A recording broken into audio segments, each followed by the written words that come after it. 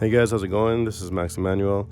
In this video, I'm going to try to teach you guys a 7-3-6 movement, I guess more on the jazzy or gospel side.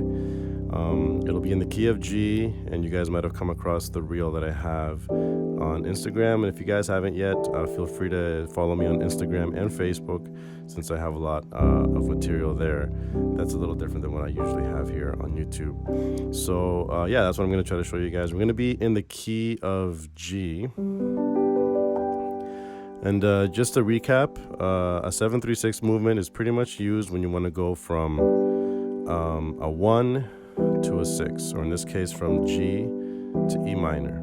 Okay, and again, this is going to be a piano by ear tutorial, not too much theory. It's going to be very visual in terms of how to just remember to play these types of chords. All right, so 7-3-6, if we look at it numerically, okay, 1 2 3 4 5 6 7, and then back to the 1 or an 8. I usually just call it a 1. Obviously the G major scale. 7-3-6 movement is a 7, 3, and the 6. Mainly, or pretty much, on the left hand as a bass. So 7 3 6. So 7, 1 2 3 4 5 6 7, and then 3, 1 2 3. So it would be F sharp, B, and then the 6 would be E. 1 2 3 4 5 6. Okay, so that's the movement on the left hand. And for the tutorial, I'll just be playing these in octaves, because I'll be showing you just some subtle changes to make it sound a little better. And I'll show you also a couple 7-3-6 movements, some very basic that you guys probably already know. If not, then maybe you guys can learn a few things here. So I'll just be playing it I'll start off in G, and then just apply the 7-3-6 movement. So the very basic one is one that goes like this.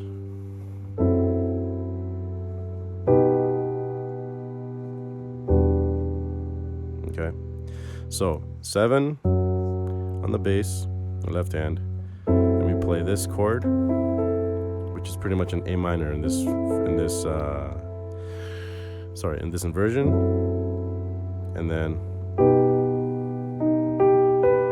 this chord on the right hand, bass on B on the 3, and then we can play E minor this way. If you can't reach, you can do it this way too, E minor. So that's one movement. Next one goes something like this: 7 3 6. And the last one goes like this. Now with this one, you can play a little bit. You can do it this way on the right hand, or this way. So just kind of bounce between these two keys, and then to the E minor. Now, the subtle movement that I'll show you guys on the left hand is that instead of playing the 7 and the 3 like this, we're going to play it like this. And the easiest way to remember how to play that is when we play the octave, the second octave here, we're just going to knock it down 2 keys. 1, 2. All right? There's a first one. The next one is a 3. Second octave, knock it down 2 keys. And that's all we're going to be doing. Okay, and then the endings on the E minor the same way. So if we play it that way now with the chords I just showed you, it'll give it a different sound and more like of a jazzier tone to it. So the first one was this.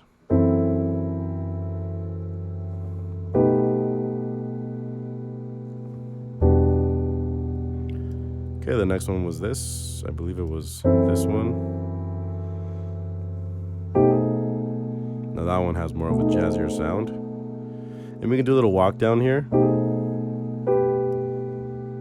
to get to the E minor. And I believe the last one was this one. Okay, remember it was either that or this one here, whichever one you guys would like to use. And then back to the E minor. Now I'm obviously going to show you guys the version that I played in the intro. I was just kind of letting you guys know how that 7-3-6 progression works. And it's just interesting because the way I do it, it's actually not a 7, I guess not technically a 7-3-6, because what I end up doing is actually, in my mind, it's a 7 half step down to the 6, because I don't do this, I do this. So pretty much I go 7.5 to the 6. But I keep that same position that I showed you guys just recently here. So all we're doing on the left hand now is just chromatically going down a half note, or just one full key, be a semitone, if you want to get a little bit theoretical. And the chords on the right hand, first chord is this. Okay. Now, first of all, the chord itself, it's an A major, 7th, with the 9th as well. And how to remember to play this chord, no matter what key you're in. If we're in G in this case, it's just one note up, one full note, because this would be a half note. So it'd be one full note, or I guess the second degree, which would be 1, 2, second degree of the scale of G major. But no, the way I see it is just one whole tone or one whole note up from G, and then we just add the 7 and a 9 with that first chord. Okay? And kind of just like arpeggiate the last two. And then the next chord is this one here. That's a really jazz tension one, I like to call it. Now this one here, for this one, you can add in the second degree, or in this case, I guess it would be the third degree. 1, 2, 3, if we're looking at it in G major, like the G major scale. 1, 2, 3. So to kind of just like fill it up a little. And then the next chord is this one here. So again, right here, we're just chromatically going down. How to remember this one, I think it's actually just a little easier, even though it sounds like it might be the more complex one. Easiest way to remember, we're in G. All we're doing is, this is the basic triad of G major. We're moving this D down here. I'm going to play this inversion. And then just play on the lower end, play the second degree of the scale. So 1, 2 of the G major scale, the scale that we're in. So that's the chord. So by itself, it doesn't sound too crazy. But once we add in this chord here, or this, the left hand, it obviously gives it that nice jazz voicing. And then to finish it off on the E minor, I play it this way, which is, in my head, it's a D major on the right hand with the 7th, or D major 7th, but the 7th I kind of play it down here. And then but I don't really hit the D, because then what you guys saw is that I kind of just arpeggiate that chord up the keyboard, right, just to kind of finish it off that way.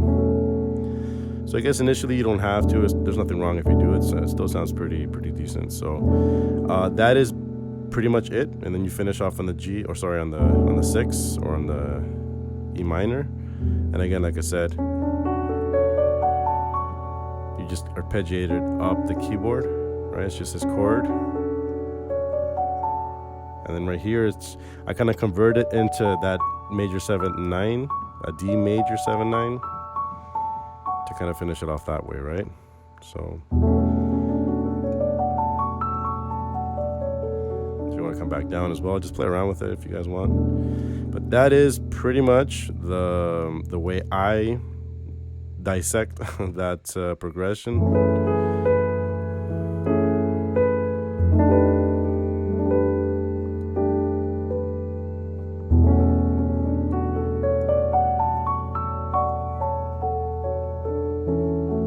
So yeah, pretty much like I've said before, this is all just by ear. It's all based on how the chords look. So that's why there's not much theory behind it, because that's pretty much how I know how to play these things. So hopefully you guys learned something new. You guys can maybe just add a little bit more flavor, a little bit more jazz sound to your progression. And yeah, just have fun with it. Thanks again for watching. If you guys haven't subscribed yet, please subscribe to my channel.